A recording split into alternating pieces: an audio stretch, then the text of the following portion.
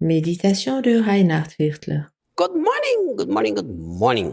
Bonjour, bonjour, bonjour. We have arrived at verse 9 in 1 John 1. Nous en sommes arrivés au verset 9 de 1 Jean 1. So many discussions have been going on about this verse.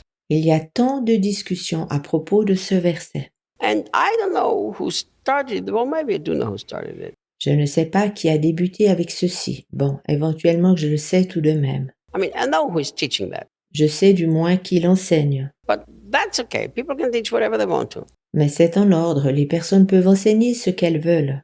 But there is a teaching going around that says that this is not written to Christians. Il y a cependant un enseignement qui dit que Jean n'a pas écrit ceci aux chrétiens. And the teaching goes something like this, that John wrote this to the agnostics. L'enseignement affirme que Jean l'a écrit aux agnostiques. Well, it doesn't make sense because if you read everything so far, he's clearly speaking to the Christian community. Mais cela ne fait aucun sens, car en lisant tout ce qui a été écrit jusque-là, il est évident que Jean écrit à la communauté chrétienne. The teaching that's going around is that we do not have to confess our sins anymore.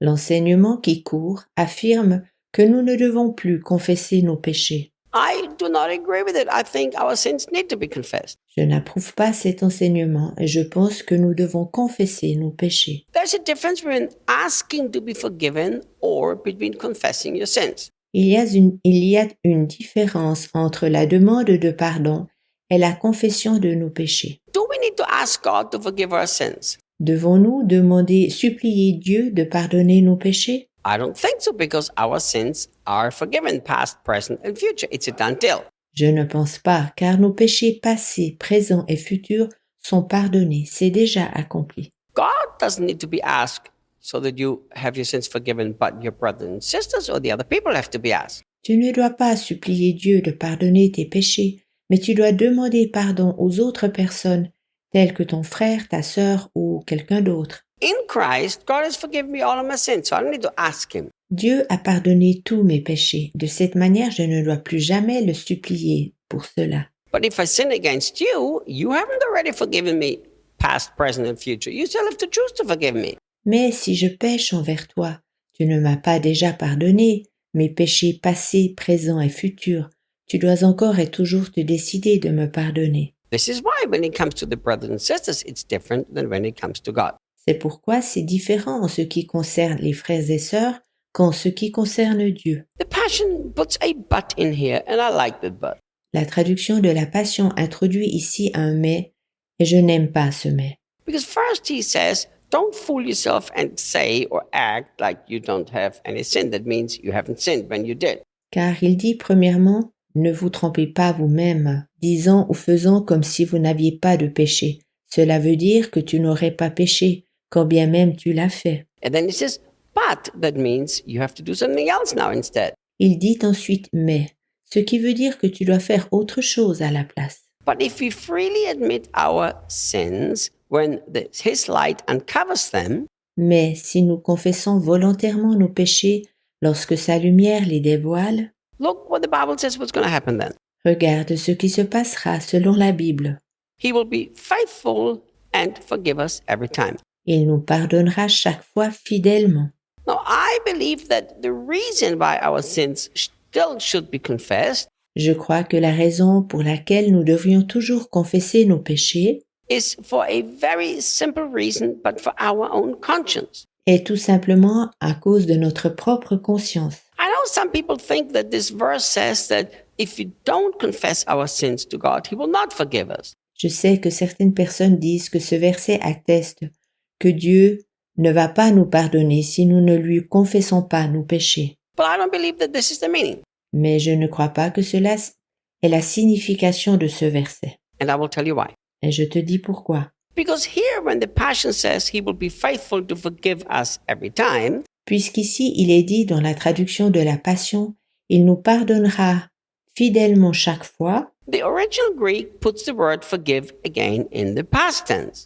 Ainsi, le mot pardonner dans le texte grec est à la forme passive. So in other words, it's saying we confess our sins and God is faithful and He's already forgiven us. En d'autres mots, cela veut dire que nous devons confesser nos péchés et que Dieu est fidèle et qu'il nous a déjà pardonnés. And also when it says, and he cleanses us, it's also written in the past tense. Cela est aussi valable pour la formule « et il nous purifie », qui est aussi écrit à la forme passive. Now, let's ask the question then, if he already has cleansed me and he has already forgiven me, why then should I have to confess my sin?